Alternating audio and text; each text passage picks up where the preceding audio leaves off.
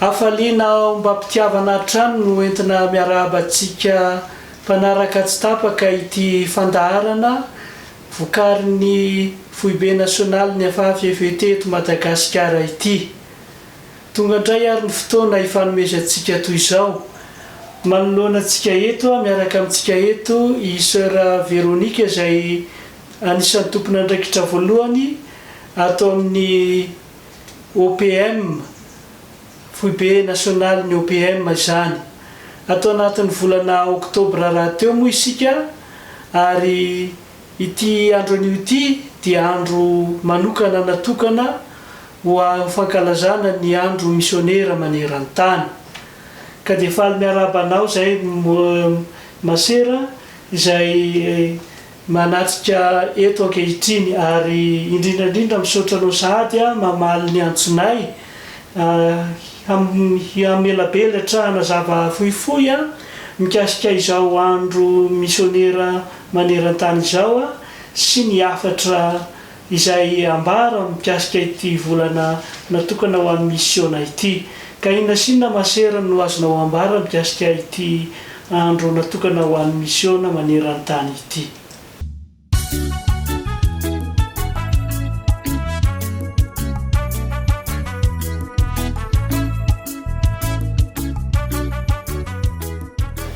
Dia makasitraka indrindra mopera, makasitraka anareo mpiaino ihany koa.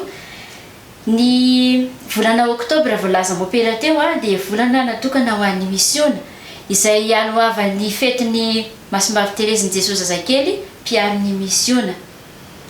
Dia asongadina indrindra amin'ity volana ity ny herinandro maneran-tany ho an'ny misiona izay natao rehefa natomboka ilay izy tamin'ny 7 ka hatramin'ny 20 Oktobra 2024. Ny 20 Oktobra no ivo fankalazana ary antsoina hoe andro iraisam-pirenena ivavahana ho an'ny misiona. Dia isaky ny andro iraisam-pirenena ivavahana ho an'ny misiona dia manoratra taratasy ho an'ny kristianina katolika rehetra eran-tany ny Paparay Masina.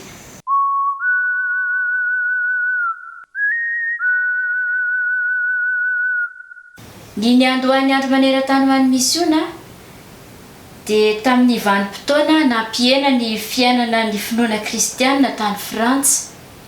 Tamin'izany fotoana izany moa hoe 300 ny isan'ny misionera dia nanapa-kevitra hanorina fikambanana laika hanohana ambavaka ny asa fandrahana an-tany lavitra ny fikambanandro mopera Missions étrangères de Paris. I Marie Pauline Jaricot tamin'izay fotoana izay dia nirotsaka tsehatra. Teraka tamin'ny 770 izy ary maty tamin'ny 1290. Tamin'ny 17 taonany dia niara-niasa tamin'ny tanora tao amin'ny orinasan-drainy izy mba hiasa ho an'ny fitoriana ny vaovao mahafaly amin'ny alalan'ny vavaka sy ny fanohanana ireo misionera. Dia nasain'ny vondrona tsy folofolo ireo mpiasa ireo ary ny olona tsirairay tao anatin'ireo vondrona ireo ihany koa dia nasainy namorona vondrona ahitana olona 10 hafa koa. Dia vetivety foana dia nihitatra tany Eropa ireo fikambanana ireo. Dia nijoratra moa izany izy tamin'ny 2029 volana May tamin'izay. Dia tamin'ny 2029 no tafajory ny asa fampelezana amin'ny finoana ary tamin'ny 2029 no natokany Papa Pie 12 ho andro iraisam-pirenena ho an'ny misiona.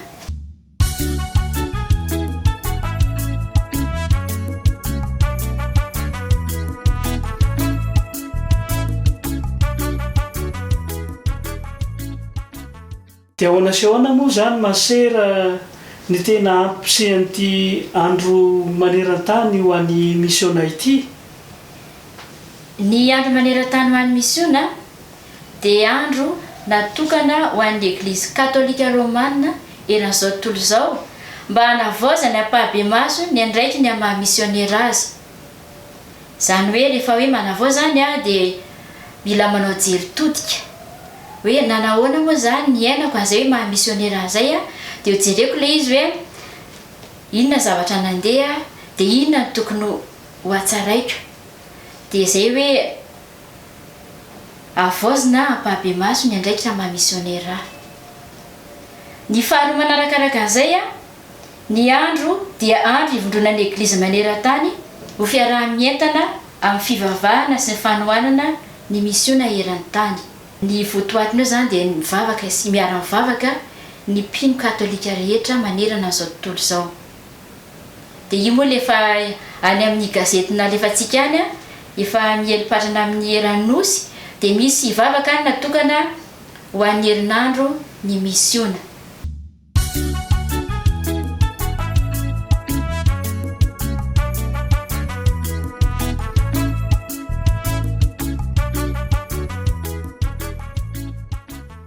Mono a masera rehefa miresaka isika na fiangonana hoe OPM mazana ny tonga ao an-tsain'ny olona voalohany indrindra dia ny ankizy misionera ary io no saika miparitaka any anivon'ny diocèse sy ny paroasy sy ny distrika isa-tokony any moa ve ao anatin'ity OPM ty dia ireo ankizy misionera ireo ihany no tena miavaka sa misy ataontsika hoe sampana hafa ihany koa? Ny OPM dia fampiroboroboana ny fitoriana vaovao mahafaly eran-tany. Dia vao miarana-asa misahana ny fampiroboroboana vaovao mahafaly eran-tany. Ny Paparay Masina moa no tompony andraikitra voalohany a dia any Roma misy folobeny ary asan'ny fitabatemy rehetra. Misy sampana efatra mandrafitra ny OPM. Voalohany a ny asa fampelezana ny finoana na ny œuvre pontificale de la propagation de la foi. Ny faharoa ny ankizy misionera izay voalaza mampira teo, œuvre pontificale de l'enfance missionnaire. Ny fahatelo asan'ny Masindra Pierre Apôstôly, œuvre pontificale de Saint Pierre Apôtre. Ary ny fahaefatra dia fiambonana asa amin'ny papa ho an'ny misiona, Union pontificale missionnaire.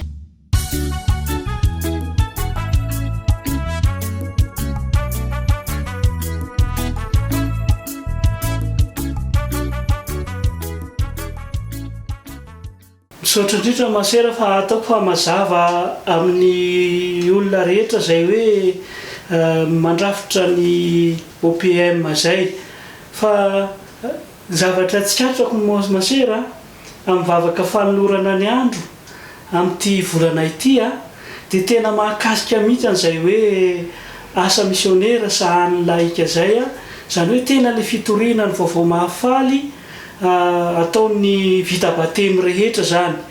Ndray andro nisy mpanabe fete nanontany hoe ahoana mampera fa ohatran'ny mahagaga mihitsy a tena mpaminany ve ny Paparay Masina fa isaky ny migadona ozy izy ny volana anankiray dia toa tena mifandraika tanteraka amin'ny fangatahana mpanaoviny papa ny ao amin'ny fanolorana ny andro na ny tambatsotra-pihavahan'ny papa maneran-tany zany.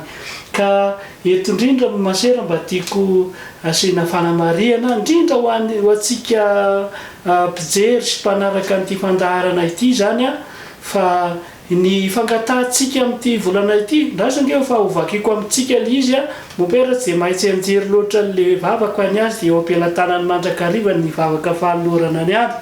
Izao no ambaran'izy ity mba handray anjara amin'ny asa fitoriana ny vaovao mahafaly ny vita batemy rehetra ho vonona amin'ny hiraka amin'ny alalan'ny fijoroana ho vavolombelon'ny fiainana voton'ny evanjely.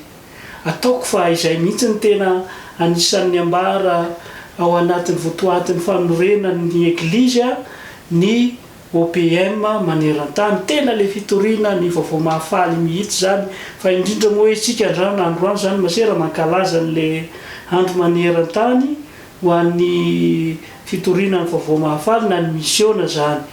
Ka izay no ataoko hoe anomenako kely ny fomba fijeritsika sy ny fandinehantsika zay manaraka ny fandaharana fa tena hoe miantefa indrindra zany amin'ny vita batemy rehetra ity asa misionera ity. Atao aminay ato amin'ny fety moa masera rehefa tonga ny volana oktobra dia anisan'ny anitananay ny afafy sy ny fety manerana ny Madagasikara ny hoe manao asa misionera, asa fitiavanamana zany a, fa lay voambolana hoe asa misionera dia iombonanay maneran-tany zany. Tena hoe mifandraika amin'izao volana misiona zao a sy ny herinandro natokana ho an'ny misiona ary indrindra ty andro misiona ity. Asa masera misy hoe teny faraparany mba menao ny olona amin'izao andro fankalazana ny andron'ny misiona maneran-tany izao satria ataoko fa fotoana zao a anomezantsika hafatra ny kristianina vita batemy. Eka misaotra indrindra mopera tany amboalohany a dia niteny hoe ny paparay masina isaky ny andro maneran-tany ho an'ny misiona dia manoratra taratasy ho antsika mpino katolika rehetra.